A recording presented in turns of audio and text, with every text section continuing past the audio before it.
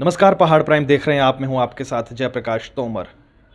12वीं कक्षा में 72% अंक लेकर मैं पास हुआ था। उसके बाद कॉलेज में गया, वहां पर छात्र राजनीति में सक्रिय रहा और 72% लेकर जब मैं 12वीं से पास हुआ तो मैं अपनी कक्षा का टॉपर था। फिर उसके बाद कॉलेज में गया। कॉलेज में जब परीक्षा परिणाम आए तो 43.7% अंक मुझे मिले। लेकिन मुझे मालूम है कि मैंने क्या लिखा था, क्या मुझे जायज़ नंबर मिले हैं। लेकिन हिमाचल प्रदेश विश्वविद्यालय जो सवालों के घेरे में रहता ही रहा है शुरुआत से लेकर अब तक, आप देखिएगा। और ज़्यादातर इस पंचवर्षीय में जब सूबे के मुखिया जयराम ठाकुर रहे, कुलपति जो अब जो राज्यसभा के सांसद बन गए हैं, उनके ऊपर आरोप लगे, बहुत संगीन आरोप लगे, लेकिन उस पर कोई काम नहीं हो पाया, ना उसकी जांच हुई। ये कहना ही, ये आरोप लगे हैं उन पर, चाहे एनएसयूआई लगाता हो, विपक्ष लगाता रहा हो।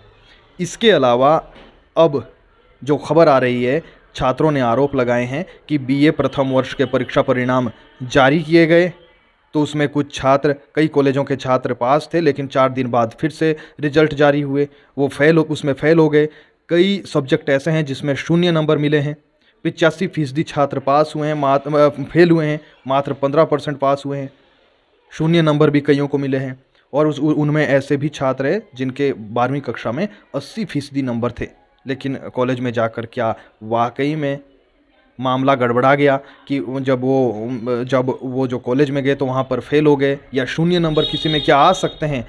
ये भी एक बड़ा सवाल है कि क्या वाकई में किसी को 0 नंबर भी आ सकते हैं कॉलेज में? क्या उसने कुछ लिखा ही नहीं? और सवाल इसलिए भी उठते हैं, मुझे याद आता है बीते दिनों जब पीआरओ का एक सीट निकली थी एचपीयू में, फॉर्म भरने के लिए 2000 रुपये उसकी फ़ीस थी। तो मुझे लगा कि क्यों ना, हमने भी जो है डिग्री ली है पत्रकारिता में, वही उसमें चाहिए था, तो हमने कहा कि हम भी भरते हैं। लेकिन जब शिमला में मैंने कुछ अपने मित्रों से बात की, हमने कहा कि 2000 रुपये फ़ीस से क्या भरना चाहिए? तो उन्होंने कहा कि देखिए मत भरिए। हमने कहा क्यों? उन्होंने कहा कि जिसे रखना है उसकी पहले ही बातचीत हो चुकी होगी, इसलिए 2000 रुपये मत गंवाइए। तो क्या विश्वास के लायक नहीं है एचपीयू? क्या वाकई में वहाँ पर ये हालत हो चुकी है कि अब इस तरीके से लापरवाही बरती जा रही है? सवाल कई है और संगीन सवाल है, संगीन आरोप है। पूरा मामला क्या है, थोड़ा आपको मैं विस्तार से बताता हूँ।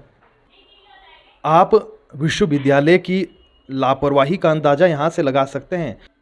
विश्वविद्यालय प्रशासन कितना गंभीर है छात्रों के ज़िंदगी को लेकर। हम तो ये कहेंगे कि आप देखिए, रिजल्ट पहले तो देरी से जारी किया है। अब ना तो जो छात्र है वो अगली कक्षा में जो है पढ़ाई कर सकते हैं बेहतर तरीके से, क्योंकि समय नहीं है, और ना पिछली कक्षा में जाने का उनके पास समय है। रिजल्ट आपने जारी कर दिया है। पिछले साल 2021 का हम अगर जिक्र करें तो अप्रैल महीने में परीक्षाएं रखी गई थी, लेकिन उसमें एक पेपर लीक हो गया।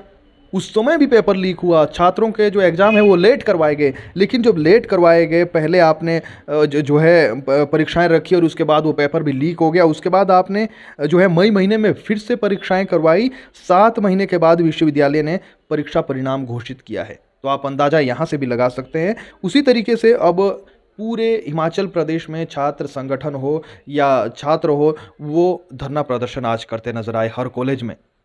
लेकिन सवाल गंभीर है। अब सरकार चाहे नई आए चाहे पुरानी आए, रिवाज बदले ना बदले, लेकिन सवाल ये है कि क्या हम इस हिसाब से अपने छात्रों का, अपने आने वाले कल भविष्य का, उनके भविष्य के साथ खिलवाड़ नहीं कर रहे हैं? बीते दिनों चुनाव प्रचार में बीजेपी के तमाम बड़े नेताओं ने मंच से कहा कि आज हम केरल के बाद दूसरे स्थान पर हैं शिक्षा के मामले में। लेकिन इस शिक्षा के मामले में छात्रों को हम कितना आश्वस्त कर पा रहे हैं कि आप जो एग्ज़ाम देते हैं, जो आपके माता पिता आपसे शिमला आपको भेजते हैं, नाहन भेजते हैं, जो है तैयारी करवाते हैं, क्या वो छात्र ये समझ पाएंगे कि हमारी जो सरकार है वो एक बेहतर तरीके से काम कर रही है या फिर विश्वविद्यालय है? आखिर हिमाचल का युवा इस शिक्षा का क्या करेगा, चाहे हम दूसरे नंबर पर हैं चाहे पहले पे आ जाएं, कि यहाँ पर व्यवस्थाएं ख़राब है। पुलिस का पेपर लीक हो गया, उसके बाद अब इस तरीके की हालत है। अन्य एग्ज़ाम कई जेओए के एग्ज़ाम ले लीजिए, या फिर कुछ और, बीते काफ़ी समय से आप देखेंगे कि खामियां हैं इसमें, और खामियां ऐसी है जिससे युवाओं का भविष्य खराब हो सकता है। तो आखिर इसकी जवाबदेही किसकी है? कौन जवाबदेही तय करेगा और कौन उस जवाबदेही में शामिल होगा? क्योंकि आम छात्र हैं, आम लोगों के, गरीबों के, आम हिमाचली के छात्र हैं। सरकारी कॉलेज है। तो इसमें हमें तो लगता है कि कहीं ना कहीं छात्रों के भविष्य से खिलवाड़ होता आ रहा है, और अब ऐसा ना हो इसके लिए सरकारों को, या फिर चाहे बीजेपी आए, कांग्रेस आए, कोई भी आए, कठोर काम करना चाहिए, ताकि जो छात्र तैयारी करते हैं, दिन रात एक करते हैं, मेहनत करते हैं, और बाद में इस तरीके के परिणाम उनको देखने को मिले, तो वाकई में सवालिया निशान खड़े होते हैं। फ़िलहाल के लिए इतना ही। वीडियो से अगर कोई शिकायत हो तो हमसे साझा करें। वीडियो अगर पसंद आए तो अपने अपनों से साझा करें। पहाड़ प्राइम आप देख रहे हैं। मेरा नाम जयप्रकाश तोमर है।